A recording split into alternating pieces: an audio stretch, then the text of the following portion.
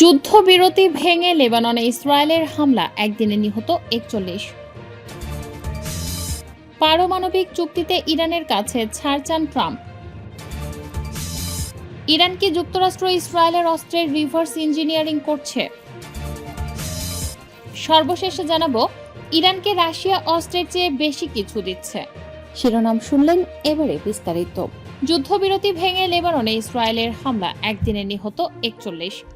যুদ্ধবিরতি লঙ্ঘন করে লেবাননে নির্বিচার বিমান হামলা চালিয়েছে ইসরায়েল। আইডিএফ এর যুদ্ধবিরতি লঙ্ঘন করে লেবাননে নির্বিচার বিমান হামলা চালিয়েছে ইসরায়েল। আইডিএফ এর হামলায় দেশটিতে একদিনে নিহত হয়েছে ৪১ জন। আল জাজিরার এক প্রতিবেদনে এ তথ্য জানানো হয়েছে। শনিবার লেবাননের হাব্বুস এলাকায় এই বিমান হামলা চালায় ইসরায়েল। হামলার আগে হাব্বুস এলাকার বাসিন্দাদের জোরপূর্বক সরিয়ে নেওয়ার নির্দেশ দেয় ইসরায়েলি সামরিক বাহিনী। লেবাননের স্বাস্থ্য মন্ত্রণালয় জানিয়েছে, গত ২ মাস ধরে চলা ইসরায়েলি হামলায় দেশটিতে নিহতের সংখ্যা বেড়ে দাঁড়িয়েছে ২,৬৫৯ জনে। এছাড়া আহতের সংখ্যা ৮,০০০-এর বেশি। পাল্টা জবাবে লেবানন ভূখণ্ডে অবস্থানরত ইসরায়েলি বাহিনীর অবস্থান লক্ষ্য করে হামলা জোরদার করেছে হিজবুল্লাহ। শনিবার ২ মে থেকে শুরু হওয়া এই অভিযানে ইসরায়েলি বাহিনীর বড় ধরনের ক্ষতি হয়েছে বলে দাবি করেছে তারা। পারমাণবিক চুক্তিতে ইরানের কাছে ছাড় চান ট্রাম্প। মার্কিন প্রেসিডেন্ট ডোনাল্ড ট্রাম্প জানিয়েছে, পারমাণবিক চুক্তি হলে তা অবশ্যই যুক্তরাষ্ট্রের পক্ষে হতে হবে। এক্ষেত্রে যে কোনো চুক্তি ইরানের ক্ষতির বিনিময়ে হবে বলে হুঁশিয়ারি দিয়েছেন ট্রাম্প। শাফাক নিউজের প্রতিবেদন অনুযায়ী ক্লাব ফ্লোরিডা ফোরাম এ বক্তব্য দিতে গিয়ে ট্রাম্প বলেন, ইরানের বিভিন্ন পক্ষ থেকে চুক্তির প্রস্তাব আসছে, তবে যুক্তরাষ্ট্র এখন যাচাই করছে কার সঙ্গে আলোচনা করা সবচেয়ে কার্যকর হবে। তিনি আরও বলেন, বর্তমানে ইরানে খুব কঠিন নেতাদের সঙ্গে কাজ করতে হচ্ছে। দেশটিকে কখনোই পারমাণবিক অস্ত্র অর্জন করতে দেয়া হবে না।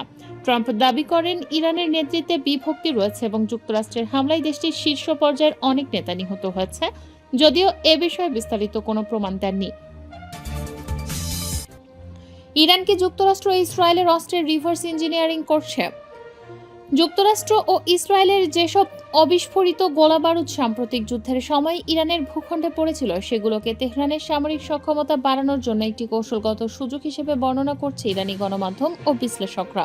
ইরানের রাষ্ট্রায়ত্ত সম্প্রচার মাধ্যম প্রেস টিভি বলছে, বিপ্লবী গার্ড বাহিনী হরমুজ গান প্রদেশে ১৫টি ভারী মার্কিন ক্ষেপণাস্ত্র সফলভাবে নিষ্ক্রিয় করেছে এবং সেগুলোকে রিভার্স ইঞ্জিনিয়ারিং এর জন্য কারিগরি ও গবেষণা ইউনিটের কাছে হস্তান্তর করা হয়েছে।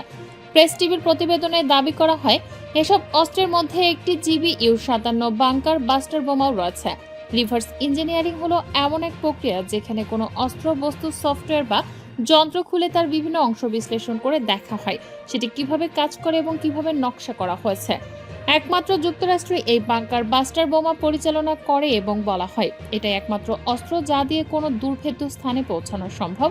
বোমাগুলোর ওজন ১৩,০০০ কেজির মতো এবং এগুলো বিস্ফোরিত হওয়ার আগে ১৮ মিটার কংক্রিট বা ৬১ মিটার মাটি ভেদ করতে সক্ষম। ইরানকে রাশিয়া অস্ত্রের চেয়েও বেশি কিছু দিচ্ছে। ইরানের পররাষ্ট্রমন্ত্রী আব্বাস আরাকচির মস্কো সফরের পর দেশটিকে ঘিরে যুক্তরাষ্ট্র ইসরায়েলের সঙ্গে চলমান উত্তেজনায় রাশিয়ার অবস্থান আবারও আলোচনায় এসেছে।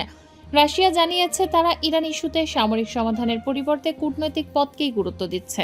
দেশটি মনে করছে, সংঘাত দীর্ঘ হলে মধ্যপ্রাচ্যে মানবিক সংকট তৈরি হতে পারে এবং বৈশ্বিক অর্থনীতিতে নেতিবাচক প্রভাব পড়তে পারে।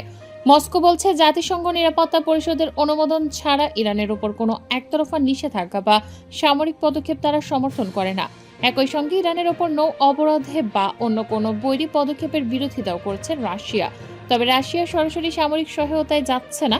কৌশলগত কারণে তারা মধ্যপ্রাচ্যের অন্যান্য দেশের সঙ্গে সম্পর্ক বজায় রাখতে চায় এবং আঞ্চলিক উত্তেজনা বাড়াতে আগ্রহী নয়।